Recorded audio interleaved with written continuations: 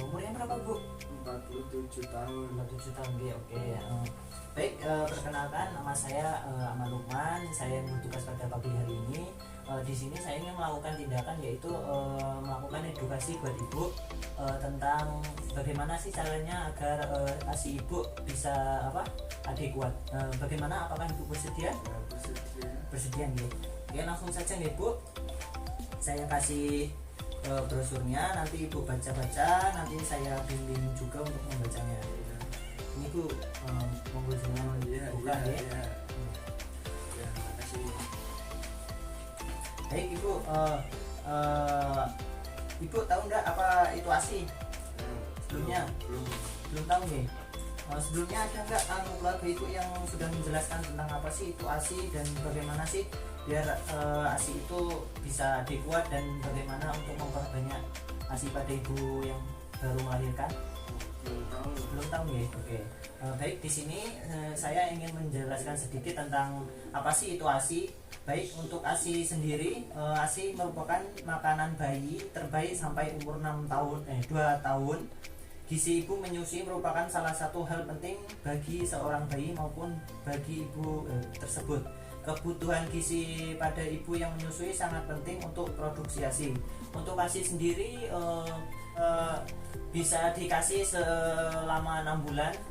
Pokoknya sampai 6 bulan itu ASI primer ibu tidak boleh dikasih makanan selain ASI selama 6 bulan. Apakah ibu mengerti? Paham ya. Untuk kebutuhan zat gizi ibu menyusui antara lain untuk perharinya itu bisa sekitar 825 kilokalori dan 25 gram protein, 500 mg zat besi dan 2500 satuan internasional vitamin A dan 0,4 mg vitamin B1, 30 mg vitamin C. Untuk selanjutnya bahan makanan yang menjadi sumber zat gizi. Kira-kira ibu sendiri tahu nggak apa zat-zat yang bisa memperkuat bisa mengadekuat ASI? Kalau saya sih setahunya cuma sayur-sayuran sama buah-buahan. Baik, sayur-sayuran ya. Baik, saya jelaskan secara detailnya. Untuk ibu menyusui itu ada membutuhkan kira-kira karbohidrat, protein dan tak lain mineral ya. Yang pertama karbohidrat atau hidrat. Untuk karbohidrat itu antara lain ibu bisa memakan beras mie atau ketela kentang, jagung minyak, gandum atau jagung juga bisa ya Bu. Yang kedua yaitu bahan makanan yang mengandung protein ibu. Yang protein ini ada dua, yaitu protein hewani dan protein nabati. Untuk protein nabati antara lain susu, daging, telur, ikan. Untuk protein nabati bisa kacang-kacangan, tempe, tahu dan semacam kedelai gitu ya ibu. Selanjutnya bahan makanan yang mengandung zat kapur antara lain susu, sayuran hijau, teri kering, kacang-kacangan.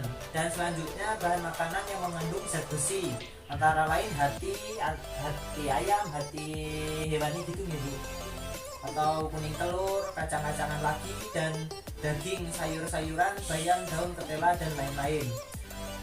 Misalnya ibu bosan daging bisa menggunakan ikan ibu, ikan air tawar, ikan air laut.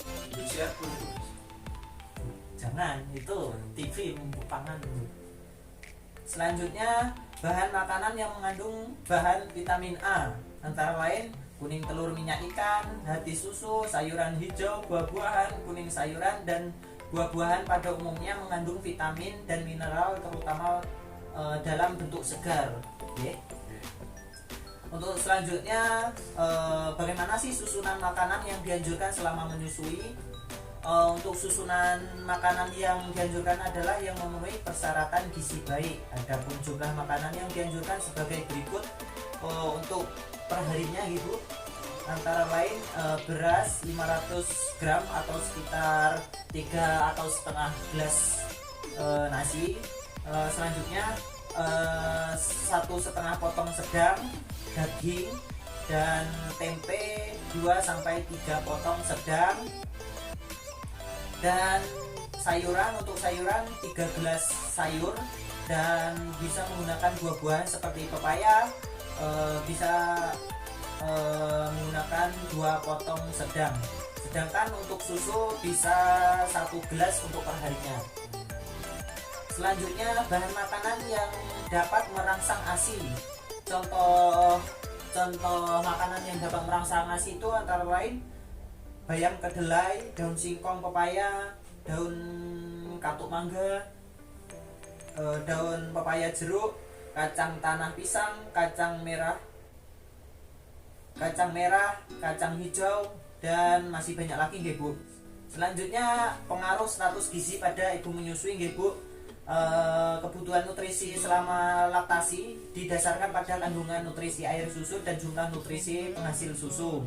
Ibu menyusui disarankan memperoleh tambahan zat makanan 800 kcal yang digunakan untuk memproduksi ASI dan untuk beraktivitas ibu itu sendiri.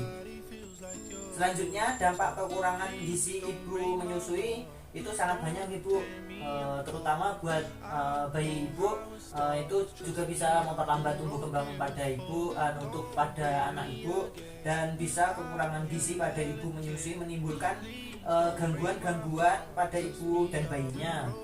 Terus misalnya tumbang anak atau bayi mudah sakit, mudah terkena infeksi, kekurangan zat-zat esensial menimbulkan gangguan pada mata ataupun tulang pada buah hati ibu. Bagaimana ibu setelah saya melakukan edukasi ini, apakah ada yang ditanyakan tentang seputar bagaimana sih agar ASI ibu itu adekuat, agar ASI ibu itu lancar? Ada yang ditanyakan Ibu? Tidak ada Mas. Tidak ada ya. Baik, ini monggo jenengan simpan ya, nanti kalau Ibu misalnya ASI ibu tidak adekuat lagi, bisa Ibu baca sendiri dan cari referensi di luar sana Ibu, atau di internet bisa ya. Baik Ibu, sudah sekian pertemuan pada pagi hari ini. Jika Ibu membutuhkan saya, tekan tombol di samping Ibu, atau keluarga Ibu suruh pergi ke nurse station Ibu. Baik Mas. Terima kasih Ibu, terima kasih atas waktunya. Saya izin Ibu. Mari Ibu. Mari Mas. Repeat itself, 'cause I want you.